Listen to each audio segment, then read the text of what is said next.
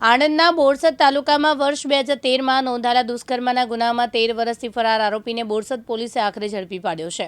પોલીસથી બચવા આરોપીએ નામ બદલી મહુવા વિસ્તારમાં રહેતો હોવાની માહિતી સામે આવી છે. બોરસદ રૂરલ પોલીસ મથક 2013માં નોંધાયેલા દુષ્કર્મના ગુનામાં આરોપી લાલજીભાઈ શિવાભાઈ ઠાકોર છેલ્લા 13 વર્ષથી ફરાર હતો. પોલીસથી બચવા માટે આરોપીએ પોતાનું નામ બદલી રાજુભાઈ ઠાકોરના નામે ભાવનગર જિલ્લાના મહુવા વિસ્તારમાં છૂટક મજૂરી કરતો હોવાનું સામે આવ્યું છે. આણંદ જિલ્લા પોલીસ દ્વારા લાંબા સમયથી ફરાર અને ગંભીર ગુનાના આરોપીને ઝડપી પાડવા હાથ ધરાયેલી ઓપરેશન સંકજા અંતર્ગત બોરસદ ટાઉન પોલીસે કાર્યવાહી કરી છે. સર 13 વર્ષ પહેલા એક ઘટના બની હતી બોરસદ ડિવિઝનની અંદર મૂકબધિર જે બાળકી હતી તેની પર દુષ્કર્મ આચરવામાં આવ્યું હતું. કઈ રીતે આરોપીને પકડવામાં આવ્યો અને શું આખી વિગત છે?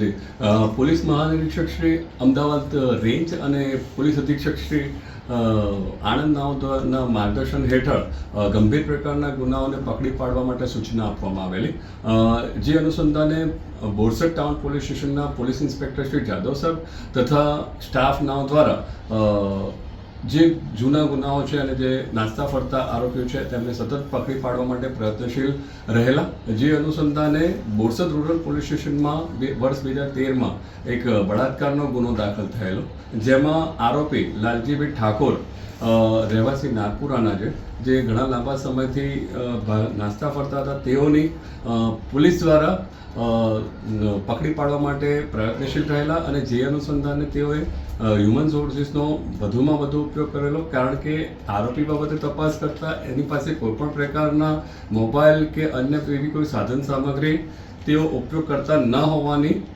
તપાસ દરમિયાન જણાઈ આવેલ, જેથી અલગ અલગ જગ્યાએ અલગ અલગ વ્યક્તિઓના સંપર્કોમાં રહીને તેઓની સાથે આરોપીની સતત શોધખોળમાં રહીને મળેલ બાતમી આધારે પોલીસે આ કામના આરોપી કે જે આટલા સમય દરમિયાન રાજુભાઈ ઠાકોર, જે અન્ય નામનું ધારણ કરીને તેઓની ઓળખ છુપાવીને રહેતા હતા, જેઓને ઓળખી પાડી બાતમીના આધારે આ ગુનાના આરોપી લાલજીભાઈ ઠાકોરનાઓને ગુનાના કામે અટક કરવામાં આવેલા છે.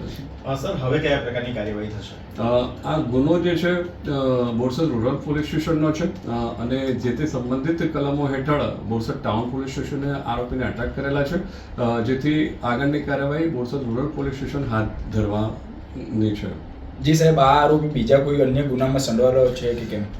હાલ આરોપીની પૂછપરછ કરતા આરોપી બીજો કોઈ ગુનામાં સંડોવાયેલ નહીં હોવાની હકીકત બતાવેલ છે, પણ તેમ છતાં જ્યારે આગળની તપાસ હાથ ધરવામાં આવશે તો એની થોડી વિગત તપાસ દરમિયાન મેળવવાની ચાલુમાં છે.